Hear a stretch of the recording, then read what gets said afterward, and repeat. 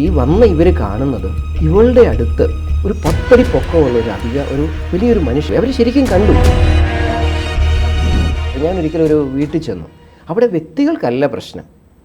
അവിടെ എന്താ പറയുക, അവർക്ക് അവിടെ എന്തോ ഒരു സാധനം കുഴിച്ചിട്ടതായിട്ട് കണ്ട് കിട്ടി. എന്തോ കുറേ സാധനങ്ങൾ, കോഴിത്തലയും അതുമെല്ലാം കിട്ടി. അതിനുശേഷം അവർ നട്ടുവയ്ക്കുന്നതൊന്നും ശരിക്കും മുളയ്ക്കുന്നില്ല.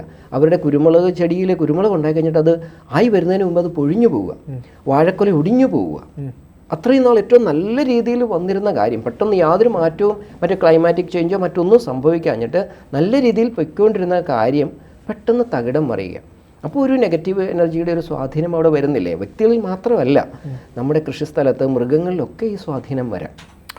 ഇത് മനുഷ്യന് മാത്രം ബാധിക്കുന്നൊരു വിഷയമല്ല. ഇപ്പം നമ്മൾ ഈ കൂടോത്രം മന്ത്രവാദം എന്നൊക്കെ പറഞ്ഞ് കുഴിച്ചിടുന്ന സാധനങ്ങൾക്കും ഇതേ എനർജിയാണ്. അതെ അതെ അതെ. യഥാർത്ഥത്തിൽ സാത്താനെയോ സാത്താൻ്റെ ശക്തിയോ നെഗറ്റീവ് എനർജിയോ നമ്മൾ പേടിക്കേണ്ട കാര്യമില്ല. നമ്മൾ യഥാർത്ഥ നെഗറ്റീവ് എനർജി എന്ന് പറയുന്നത് നെഗറ്റീവ് തോട്ട്സാണ്. നമ്മളിലേക്ക് വരുന്ന ഓരോ നെഗറ്റീവ് തോട്ടും ആ നെഗറ്റീവ് എനർജിയുടെ സ്വാധീനമാണ് എന്ന് തിരിച്ചറിഞ്ഞ് നെഗറ്റീവ് തോട്ടുകളെ നമ്മൾ ഉപേക്ഷിക്കുക എന്നുള്ളതാണ്. തോട്ടില്ലാതെ ഒരു കാര്യവും ഈ ലോകത്ത് സംഭവിക്കുന്നില്ല. ഇപ്പം നമ്മളിവിടെ ഇരിക്കുന്നു, ഈ കെട്ടിടം പണിതുപോലും ആരുടെയോ ഒരാളുടെ ചിന്തയിൽ വന്ന ഒരു സംഭവമാണ്. റോജിൻ എന്നോട് ചോദിക്കുന്ന കാര്യം പോലും എന്താണ്, ചിന്തയിൽ നിന്ന് വരുന്നതാണ്. അപ്പോൾ യഥാർത്ഥത്തിൽ നമ്മളൊരു ഇത്രയും കാര്യം അറിഞ്ഞിരുന്നാൽ മതി. മനുഷ്യനെ തകർക്കാനോ മനുഷ്യനെ ഇല്ലാതാക്കാനോ പ്രപഞ്ചത്തെ നശിപ്പിക്കാനോ ഉള്ള ശക്തി ഈ നെഗറ്റീവ് എനർജിക്കില്ല. അതുണ്ടായെന്ന് നമ്മൾ വിശ്വസിച്ചാൽ ആ വിശ്വാസം നമ്മളെ അതിലേക്ക് കൊണ്ടുപോകും. ഇപ്പോൾ നമ്മൾ ഇത്ര നേരം പറഞ്ഞുകൊണ്ടിരുന്നത് എക്സോസിസം അല്ലെങ്കിൽ അതുമായി ബന്ധപ്പെട്ട റിയൽ ഇൻസിഡൻറ്റാണ്. ഇപ്പോൾ അച്ഛൻ തന്നെ നേരത്തെ പറഞ്ഞു, ഇത്തരത്തിലുള്ള സംഭവങ്ങൾ നടക്കുന്നത് 90% മാനസിക പ്രശ്നങ്ങൾ കൊണ്ടാണ്. ബാക്കി 10% മാത്രമേ റിയൽ ഈ പറഞ്ഞ നെഗറ്റീവ് എനർജീൻ്റെ ഫോഴ്സ് കൊണ്ട് സംഭവിക്കുന്നത് മാത്രമേ ഉള്ളൂ. ഈ 90% കേസുകളുണ്ടല്ലോ, അതെങ്ങനെയൊക്കെയാണ്? 90% കേസുകൾ ഒന്നെങ്കിൽ അവർ സൈക്യാട്രിക് ഇഷ്യൂസ് ഉള്ളവരായിരിക്കും, അല്ലെങ്കിൽ കടുത്ത മാനസിക സമ്മർദ്ദം അനുഭവിക്കുന്നവരായിരിക്കും.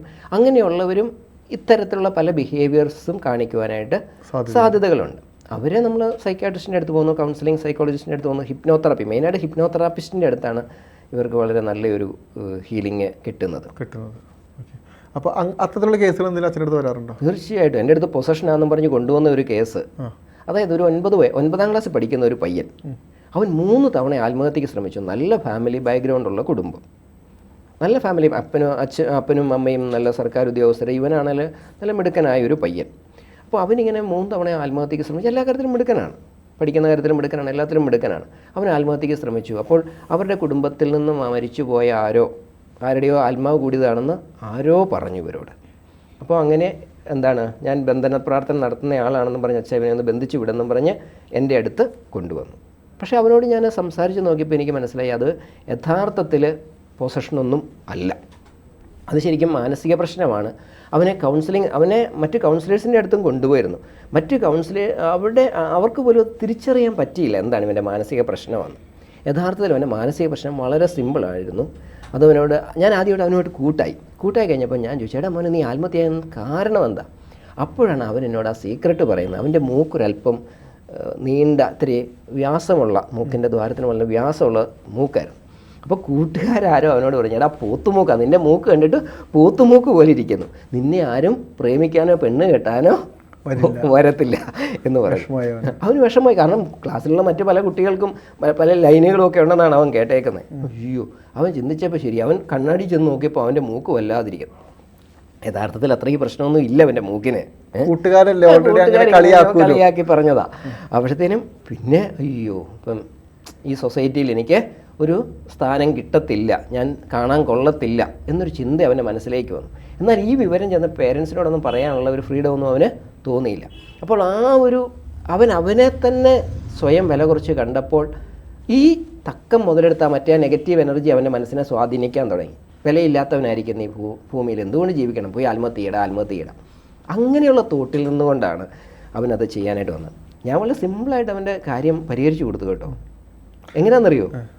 ഞാൻ ഒറ്റ കാര്യം പറഞ്ഞുള്ളൂ, എടാ മോനെ, ഇന്നത്തെ കാലത്ത് ബാഹ്യ സൗന്ദര്യമല്ല ആൾക്കാർ നോക്കുന്ന സ്റ്റാമിനയാണ്. സ്റ്റാമിനയുടെ രഹസ്യം എന്നാണെന്നറിയോ? കൂടുതൽ ഓക്സിജൻ നമ്മുടെ ശരീരത്തിലുണ്ടെങ്കിൽ ഓട്ടോമാറ്റിക്കായിട്ട് സ്റ്റാമിന ഉണ്ടാകും. നിനക്ക് മറ്റുള്ളവർ ഒരു നേരം അല്ല 2 നേരം വലിക്കുന്ന ഓക്സിജൻ നിനക്ക് ഒറ്റ നേരം കൊണ്ട് ഉള്ളിൽ ചെല്ലത്തില്ലേ, നിനക്ക് കളിക്കാനൊക്കെ നല്ല സ്റ്റാമിനയല്ലേ. ആ ശരിയാണല്ലോ. ഞാൻ പറഞ്ഞു നീ ഗൂഗിളിൽ ചെന്ന് നോക്കിക്കേ നമ്മുടെ ബ്രീത്തിങ് പവർ ഉള്ളവരുടെ പവർ എത്രയാണ്. അവൻ ഓട്ടോമാറ്റിക്കായിട്ട് അവൻ ഓക്കെ ആയി. അപ്പോൾ അതൊരു പൊസഷനൊന്നും അല്ലായിരുന്നു. ഏറ്റവും വേദനപ്പെടുത്തുന്ന ഒരു തെറാപ്പി ഒരു സംഭവം പറയുകയാണെങ്കിൽ അച്ഛൻ എന്ത് പറയും അച്ഛൻ്റെ ജീവിതത്തിൽ? എൻ്റെ ജീവിതത്തിൽ ഏറ്റവും ഇന്നും എനിക്ക് എന്താ പറയുക, അതൊരു തിന്മയുടെ ശക്തിയുടെ ഒരു സംഭവമല്ല. അത് ഒരു നെഗറ്റീവ് എനർജിയിൽ നിന്നും നെഗറ്റീവ് എനർജിയാൽ നയിക്കപ്പെട്ട ഒരു വ്യക്തി ഒരു പോസിറ്റീവ് അനുഭവത്തിലേക്ക് വന്നൊരു കാര്യമാണ്. അതായത് മുണ്ടക്കയത്ത് നിന്ന് തെക്കേമല എന്ന് പറയുന്നൊരു സ്ഥലമുണ്ട്. ഈ സ്ഥലത്തേക്ക് പോകുമ്പോൾ കുറച്ച് ദൂരം വളരെ വിജന പ്രദേശമാണ്.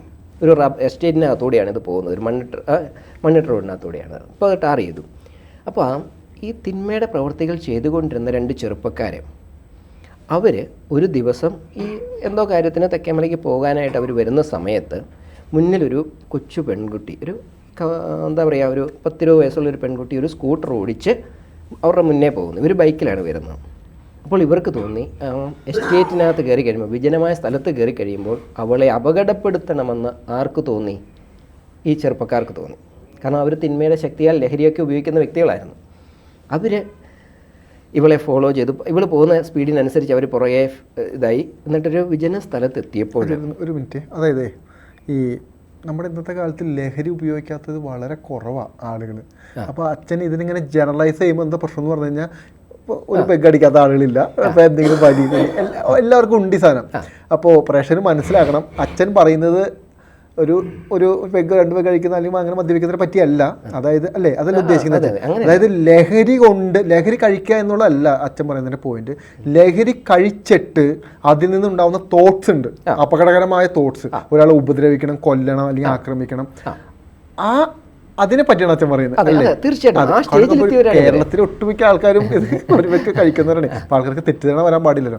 അപ്പോൾ അതിനെയാണ് നെഗറ്റീവ് എനർജി എന്ന് പറയുന്നത്. അപ്പോൾ അത് നമ്മൾ ചെറിയൊരു പെഗ് കഴിച്ചാൽ പോലും നമ്മൾ നോർമൽ സന്തോഷമായിട്ടിരിക്കും. പക്ഷേ 100-ൽ 1-2 പേർക്കോ അല്ലെങ്കിൽ 1000-ൽ 1-2 പേർക്കോ വേറെ ചിന്താഗതിയായിരിക്കും പോകുന്നത്. അവരെ നശിപ്പിക്കണമെന്നുള്ള ചിന്തയിലേക്ക് വന്നു. കണ്ടിന്യൂ അപ്പോൾ ഇവരെ ഉപദ്രവിക്കണം എന്നുള്ള ഒരു ആഗ്രഹത്തോടെ ഇവളുടെ മുമ്പ് കയറി ഇവരുടെ വാഹനം വിലങ്ങനെ നിർത്തിയിട്ട് ഇവളുടെ നേരെ നടന്നു വരികയാണ്. ഇവളുടെ നേരെ നടന്നു വന്നു. അത് കഴിഞ്ഞപ്പോൾ ഇവർ കാണുന്നത് ഇവളുടെ അടുത്ത് ഒരു 10 അടി പൊക്കമുള്ള ഒരു വലിയൊരു മനുഷ്യൻ ഇങ്ങനെ നിൽക്കുന്ന നടന്ന സംഭവം. അപ്പം ഇവർ പെട്ടെന്ന് പിന്തിരിഞ്ഞോടി ബൈക്കിൽ കയറി തിരിച്ചു വിട്ടുപോയി. അവർ ശരിക്കും കണ്ടു. അത് കഴിഞ്ഞ് ഈ 2 കൂട്ടുകാർ തമ്മിൽ പിന്നെ വഴക്കായി. 2 പേരും കണ്ടത്. ഒരാൾ പറഞ്ഞു അവളെന്തോ മന്ത്രവാദിയാണെന്ന് പറഞ്ഞു. മറ്റോ പറഞ്ഞു മന്ത്രവാദിയൊന്നുമല്ല, അവൾ മറ്റെന്തോ ആണ്. എന്തായാലും അവളെ കണ്ടുപിടിക്കണമെന്ന് പറഞ്ഞ് അതിലൊരുത്തൻ അവൾ ആരാന്ന് അന്വേഷിച്ചു. അപ്പോൾ അവളൊരു ജീസസ് യൂത്തിൽ പ്രവർത്തിക്കുന്ന ഒരു പെൺകുട്ടിയായിരുന്നു. അവളൊരു പ്രാർത്ഥനാ കൂട്ടായ്മയ്ക്കാണ് തെക്കേമലയ്ക്ക് പോയത്. അപ്പോൾ ആ പെൺകുട്ടിയോട് എന്ന് പറഞ്ഞു, ഞാൻ നിന്നെ ഉപദ്രവിക്കാനായിട്ട് അന്ന് വന്ന വ്യക്തിയാണ്. അന്നേരം അവൾ പറഞ്ഞു, എന്നെ ദൈവം രക്ഷിച്ചതാണ്. ആ ജീസസ് യൂത്തിലെ പെൺകുട്ടി അങ്ങനെ ദൈവം രക്ഷിച്ചതാണ്. അന്നോട്ട് അവൻ വിശ്വാസത്തിലേക്ക് വന്നു. അവൻ ആ തിന്മയെല്ലാം ഉപേക്ഷിച്ചു. അതായത് ഞാൻ പറഞ്ഞു വരുന്നത് ഇതാണ്, നന്മയുടെ ആ ശക്തി ദൈവം, എൻ്റെ ഭാഷയിൽ പറഞ്ഞാൽ ഞാൻ വൈദികനാണ്, ദൈവം കുറച്ചുകൂടി കൃത്യം പറഞ്ഞാൽ എൻ്റെ ഭാഷയിൽ പറഞ്ഞാൽ ഈശോ നമ്മളെ സ്വാധീനിക്കും. അതുപോലെ തിന്മയുടെ ശക്തിക്ക് സ്വാധീനിക്കാനായിട്ട് സാധ്യതയുണ്ട്. ആ നെഗറ്റിവിറ്റിക്ക് സാധ്യതയുണ്ട്. നിങ്ങളതിനെ പോസിറ്റിവിറ്റി എന്നോ നെഗറ്റിവിറ്റി എന്നോ വിളിക്കുക. എന്തായാലും ലഹരി വസ്തുക്കളൊക്കെ ഉപയോഗിക്കുന്നവർ പറഞ്ഞപ്പോൾ ഞാൻ പറയുകയാണ്, എല്ലാവരും ഉപയോഗിക്കുന്നത് കൊണ്ട് ഒരു കാര്യം നല്ലതാകണമെന്നില്ല. ഇല്ല, ഒരിക്കലുമില്ല. പറഞ്ഞത് മനസ്സിലായോ? അപ്പോൾ ലഹരി വസ്തുക്കളൊക്കെ ഉപയോഗിച്ചാൽ നാം പോലും അറിയാതെ ഈ ഒരു അവസ്ഥയിലേക്ക് നാം പോകാനുള്ള സാധ്യതകളുണ്ട്. ഇപ്പം അച്ഛൻ ഈ പറയുമ്പോൾ തന്നെ പലർക്കും സംശയങ്ങളുണ്ട്. ഇപ്പോൾ കുട്ടികൾ ഭയങ്കരമായിട്ട് അവർ 2 പേരുടെ ശബ്ദമെടുക്കുന്നു, അവരുടെ ചില സമയത്ത് അവരുടെ ഫേസ് മാറുന്നു, വേറൊരാളെ പോലെ ഫീൽ ചെയ്യുന്നു, ഉറക്കത്തിൽ വേറെ ശബ്ദങ്ങൾ ഉണ്ടാകുന്നു. ഇതൊക്കെ എന്തുകൊണ്ടാണ്? ഇത് ഡ്യുവൽ പേഴ്സണാലിറ്റി എന്ന് പറയുന്നത് ഒരു സൈക്കാട്രിക് ഇഷ്യൂ ആണ്, ഒരു മെൻ്റൽ ഡിസോർഡറിൻ്റെ ഭാഗമായി കുറച്ച് പേരൻസ് എങ്കിലും അനുഭവിക്കുന്ന ഒരു സാധനമാണ്. അതുകൊണ്ട് ഞാൻ ചോദിക്കാൻ കാരണം അത് തീർച്ചയായിട്ടും നമ്മൾ ആ കുട്ടികളെ നല്ലൊരു കൗൺസിലിങ്ങിന് വിധേയമാക്കുക, ഒരു ഹിപ്നോതെറാപ്പിക്ക് വിധേയമാക്കുക. എന്നിട്ട് സാധിക്കുന്നില്ലെങ്കിൽ ഒരു സൈക്കാട്രിസ്റ്റിൻ്റെ അടുത്ത് കൊണ്ടുപോയി അവരുടെ ഒരു ഡയഗ്നോസിങ് കഴിഞ്ഞിട്ട് ഇതൊരു സൈക്കാട്രിക് ഇഷ്യൂ അല്ല എന്ന് തിരിച്ചറിയുകയാണെങ്കിൽ അവരെ തീർച്ചയായിട്ടും എക്സോർസിസത്തിന് വിധേയമാക്കണമെന്നാണ് എനിക്ക് പറയാനുള്ളത്.